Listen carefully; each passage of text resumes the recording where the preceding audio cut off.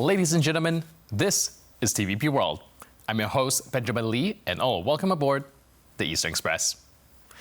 Now, in today's episode of Eastern Express, we're setting our sights on Ankara, where President Recep Tayyip Erdoğan is juggling an act between East and West that would make any circus performer blush.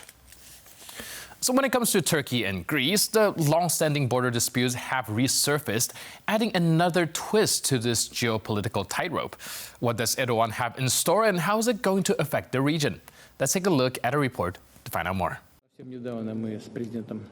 A key NATO ally due to its strategic location and sizable army, second only to America's, Turkey continues to make friendly advances towards Russia and its Brics group. By sending mixed signals, Ankara is trying to balance the two blocs. One example is Turkey's decades-long spat over its maritime borders with Greece. On Wednesday, the Greek Foreign Ministry announced that the two countries plan to explore whether they could start talks aimed at demarcating their maritime zones. The matter is crucial for determining rights over possible gas reserves and power infrastructure schemes. The prospect of negotiations is further complicated by the factor of illegal migration.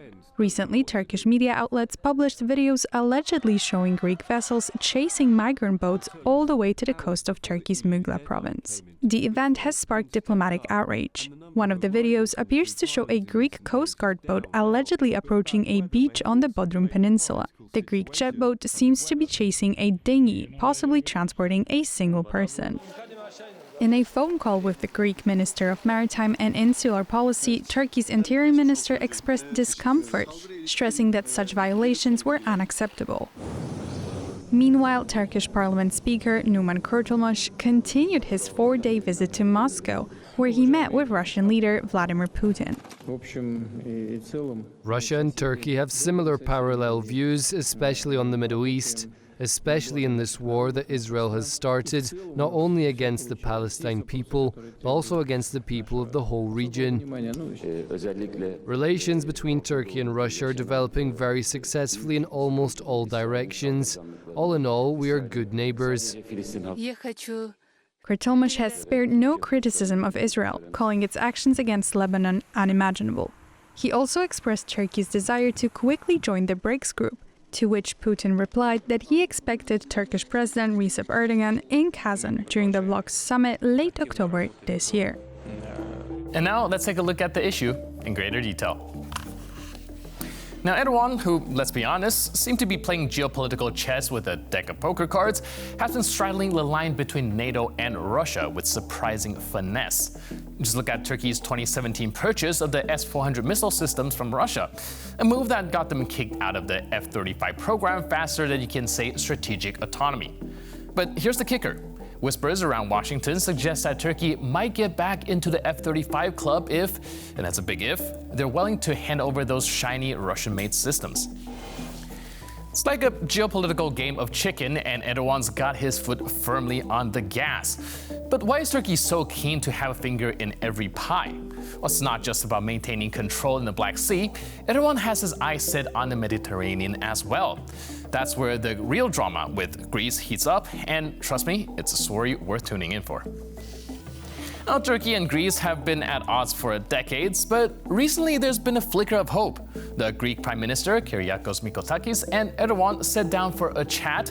Not quite a peace summit, but maybe a truce in the ongoing Cold War of words. The stakes couldn't be higher. For Turkey, the Aegean dispute isn't just a political talking point, it's being tossed around as reasons to go to war. The Greek Foreign Ministry announced that both sides are tentatively exploring the possibility of talks to demarcate their maritime zones. Greek Foreign Minister said, quote, "The two leaders tasked their foreign minister to see if conditions are right to begin discussions." A small step, sure, but when you're standing on the edge of a cliff, even a baby step can make a big difference. But here's the plot twist.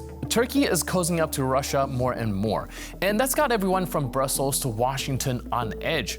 With the war in Ukraine still raging, the last thing anyone wants is another front opening up in the Mediterranean. So, what are the chances that Turkey can be kept closer to the West than the East? Can we really expect a resolution to the Turkey-Greece disputes, or are we just going to see more of the same? is a high-stakes game Erdoğan is playing, and the question is, who's going to blink first? And now here to shed more light on the issue is James Lindsay, a visiting professor from the University of Kent. Hello, sir, and welcome to Eastern Express. Hello there, and thank you very much for the invitation. So we are looking at the resurfacing of the tension between Turkey and Greece, and I'm wondering, with Erdoğan walking this geopolitical tightrope, is the new surfacing of tension going to change his calculations? Well, I think in actual fact, if we take a longer view of relations between Greece and Turkey, what we're actually seeing is, I think, actually a period of rather good relations at the moment. So, yes, there are a whole range of issues that lie behind tensions that traditionally exist between Athens and Ankara. These include things such as maritime waters. It includes the long-running problem of Cyprus, which has blighted their relationship now for about 60 years. Plus also the general mood music between the two countries. But as I say, what we're seeing at the moment, for example, is images of President Erdoğan and Prime Minister Mitsotakis, who've actually managed to form a rather good relationship in recent years. Now, of course, there is a lot of skepticism. We've seen this happen before, but there's a sense that maybe we're on the verge of seeing some interesting positive developments for the first time in quite a long time. So it's very much a question of watch this space. All right, and even though they are taking perhaps only a very small step towards kind of coming together, it does seem like it is in a very good direction. But here's a twist, though. We also see Turkey slightly cozying up to Russia more and more, which is getting Brussels and Washington on edge. With the war in Ukraine still going on, do you see that becoming an issue? Yes, I mean, I think for many observers, this is the real question, because, of course, what we've seen is since the start of the war in Ukraine, there's actually been a very high degree of Western solidarity, and certainly within NATO, about how to deal with the issue. Now, of course, there are outlying countries. We know that Hungary has been an issue, for example. But Turkey has also been seen by many as the weak link in this discussion. So the Turkish position is, it says, well, look, we have good relations with Russia. We condemn what Russia has been doing, but we also believe that it's important for NATO to have at least one country which can be an interlocutor and can talk to Russia, that can do certain things. And remembering, of course, that Turkey is the guardian of the Bosphorus, which is an incredibly important waterway that links the Black Sea to the Mediterranean and the wider world. So Turkey has sort of said, well, look, we can do things, for example, which will allow Ukraine to continue exporting grain. This is important for Ukraine. It's also important for many countries around the world which rely on that Ukrainian grain. But of course, in the West, it's seen rather differently. They see this as Turkey playing two sides, that it isn't a reliable ally. So what we've seen is there's a great deal of distrust at the moment in many quarters towards what Turkey is doing. But of course, as I say, Turkey's argument is, well, we are actually just taking a pragmatic position and trying to keep lines of communication open. All right. Again, a very interesting perspective here. And recently we saw this hostage exchange deal being brokered by the UAE, one of the countries that also traditionally has been seen as playing both sides, which eventually has a pragmatic effect going forward. Do you think that this might change the West or some people's perception towards Turkey or Hungary or the countries that are trying to, quote unquote, play both sides and seeing perhaps the necessity in some countries to do so? Well, I mean, you could argue that there is a place for that sort of role of trying to be the interlocutor, as trying to provide some sort of link with Moscow. I tend to think that in actual fact, in many ways, it's more important to be sending Moscow a very clear message that what it's doing in Ukraine stands against all principles of international law and international norms. And I think the trouble is that when you have countries within the West that break from that, even if they would argue that there's a good reason for doing so, then I think that you enter into territory which is, potentially destabilizing, because it says to many outside observers that the West isn't united in its position. And if the West isn't united in its position, then maybe that there's room for dissent, that there's something wrong with the Western core position, that certain members aren't towing the line that the rest of them are. So I tend to think that actually what we're seeing with Hungary, what we're seeing with Turkey, is actually probably more problematic in terms of dealing with Russia than providing advantages. There are other countries that, for example, could be doing that role. And also, let's not forget that many countries which are traditionally neutral, for example, well, we've already seen how Finland, Sweden have joined NATO, but even Switzerland has said that, look, we are militarily neutral, we're not politically neutral, and they have openly condemned Russia's invasion of Ukraine. So, you know, I think that when you've got countries which are traditionally have actually taken the policy position of sitting on the fence, who are saying that this is wrong, I think that what we see from countries like Hungary, from Turkey, is actually more counterproductive. All right, and we're looking at the recent kind of military purchases when it comes to the S-400 missiles from Russia being purchased by Turkey, a move which kind of got them booted from the F-35 club. Do you think that's also an indication of Turkey maybe walking closer to Russia? Absolutely. And this was something that has disturbed many policymakers in the United States. But, you know, we've seen over recent years that relations between Turkey and the United States have deteriorated, that this has been caused by a whole range of reasons. But I think fundamentally, many NATO members no longer trust Turkey. They don't feel that this is a country that is acting in good faith. So what they're seeing in case of what Turkey's doing with Russia is an example of a country that they believe now is not fulfilling its role in NATO, is not being a reliable and trustworthy partner. And of course, we have to remember that there's other aspects that we need to bear in mind, which is, of course, Erdoğan has actually talked quite openly about Turkey joining the Brics: Brazil, Russia, India, China, South Africa, which has taken on 4 new members earlier this year. If I remember rightly, it was Ethiopia, Iran, Egypt, and the United Arab Emirates. You know, it seems almost inconceivable to have a NATO member joining an organization that is effectively, to all intents and purposes, aimed at breaking the West. Now, of course, you know, that's a bit of a blanket statement. Some members of the BRICS actually have much better relationship with the West than others.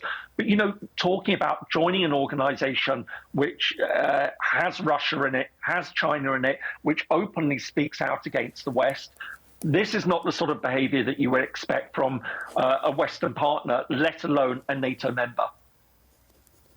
Right. The Turkish foreign minister said that they wouldn't actually be interested in BRICS if they were given an EU membership. Do you think that's more of a blackmail, or do you think that there's a validity behind it?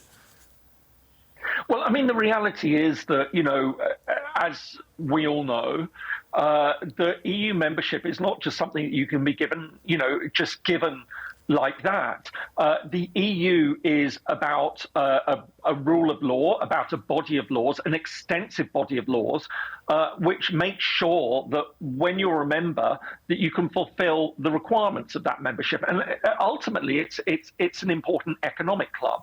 And you want to make sure that if you are a producer in France or in Poland or in Romania, that the goods you're buying from other EU members are going to be safe. They're going to meet certain standards. You want to be sure that if you're investing in another EU member, that if you run into legal problems, that you can go before the courts of that other EU member and be given a fair hearing. So it's really important that in order to join the European Union, you have to fulfill those criteria. You also have to show that you follow democracy, that you respect human rights. And this is something where, of course, Turkey has come in for a lot of criticism.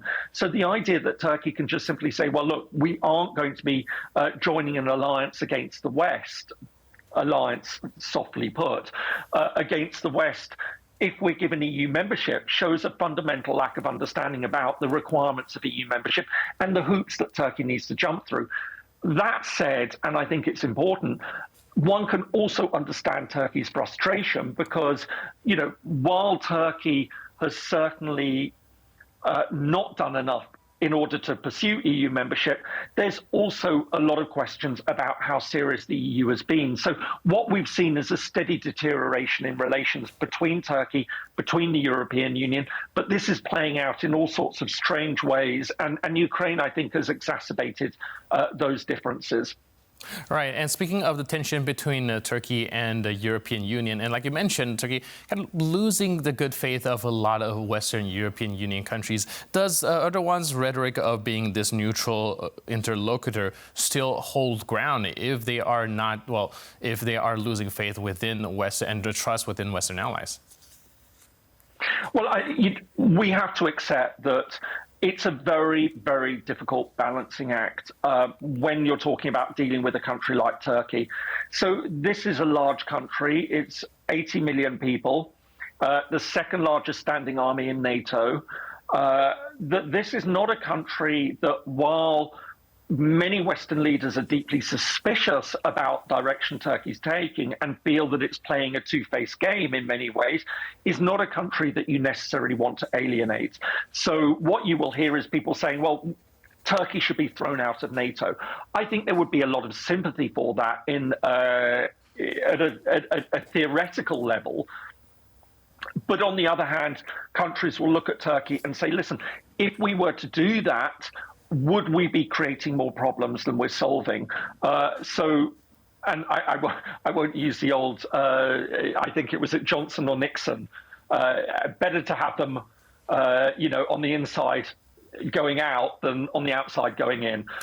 So essentially, it really is a question. I think that's the view that many Western policymakers take towards Turkey. They don't feel that this is a country that is particularly trustworthy, that, it's playing all sorts of games, but it's better to have it in the club, as difficult as it is, than to have it outside and all the problems that would go with that.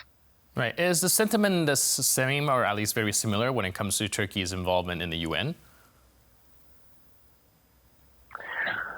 Well, I mean, Turkey, there are outstanding issues. I mean, of course, Cyprus is one of those issues which is on the agenda. Turkey is a very important player in any discussions on Cyprus. That's not moving forward. But, we have to recognize that Turkey is a large country. It does have increasing network of diplomatic contacts around the world. It's massively expanded its numbers of embassies in recent years. It's got a very substantial aid program, notwithstanding the fact that its economy is in a bit of a mess at the moment. But, it does send aid to a lot of countries. It's expanding its military presence in other places. So, for example, it's now opened up a major military base in Somalia. So this is a country that, we can't ignore. It's an important country, but it's a country that is problematic for all the reasons that we've been discussing. All right, thank you so much for all your input and insight and helping us dissect this very convoluted topic. Thanks for being with us on Eastern Express. Appreciate it. Thank you very much. And now we're moving on to the Eastern News Flash, a series of all the other stories from the East that you don't want to miss. The Ukrainian president's visit to the United States is making waves amid the ongoing presidential campaign. His skepticism over whether U.S. presidential candidate Donald Trump could bring an end to the war in Ukraine has angered the candidate. In an interview with The New Yorker, President Zelensky said that he doubted whether Trump could secure a peace deal with Russian leader Vladimir Putin. The remark touched a sore spot for the former U.S. president. Trump has long presented himself as a peacemaker between Kiev and Moscow, making the issue a cornerstone of his presidential campaign. Earlier, the Republican candidate implied that Zelensky had come to ask for more American money, which he said Ukraine had been generously receiving from the Biden administration. The Ukrainian president's U.S. tour has so far included an ammunition factory in Pennsylvania, home to many Ukrainian Americans, and a speech before the UN General Assembly. In his appearance, Zelensky stressed the need to stop Russian attacks on Ukraine's Zaporizhia nuclear power plant, preventing a nuclear disaster that could threaten all of Europe. He also emphasized the importance of protecting Ukraine's electric infrastructure from Russian airstrikes. The UN Secretary General has warned that hell is breaking loose in Lebanon as the US and France urge a ceasefire to hold the ongoing clashes between Israel and Hezbollah.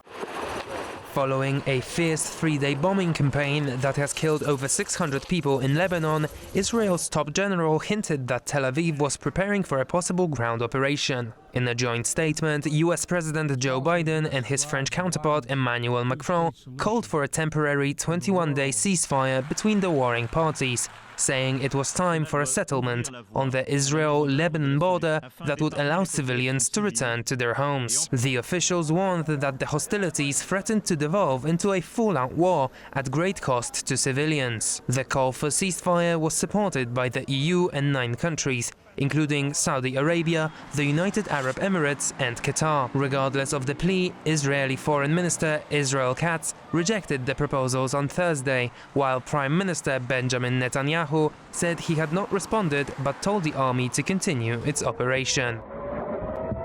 Russian President Vladimir Putin is raising the stakes, announcing plans to loosen the country's nuclear response policy. It would now allow for the use of nuclear weapons in the event of a massive air attack on Russian territory.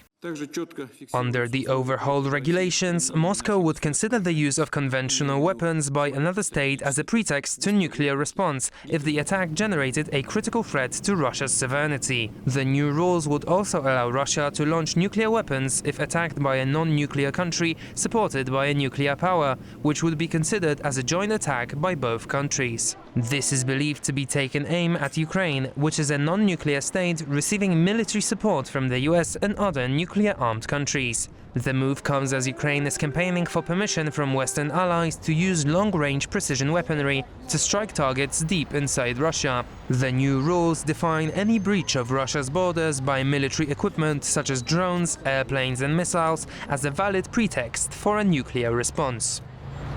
And that's all for this episode of Eastern Express. But for more news, update, and commentary, please stay tuned to TVP World.